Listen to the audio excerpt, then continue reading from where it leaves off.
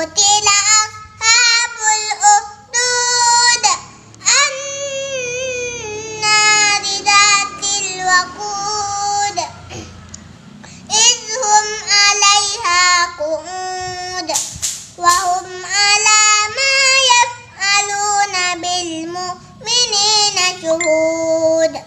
وما نقموا منهم إلا أن يؤمنوا بالله العزيز الحميد الذي له ملك السماوات والأرض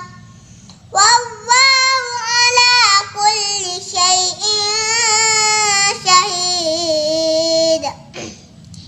إن الذين فتنوا المؤمنين والمؤمنات ثم لم يتوبوا فلهم عذاب جهنم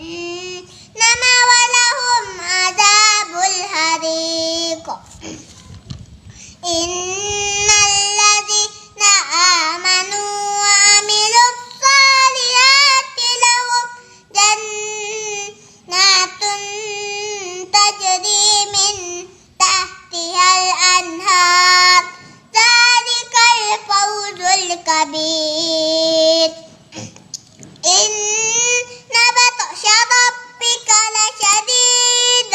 إنه هو يبدئ ويعيد وهو الغفور الودود ذو العرش المجيد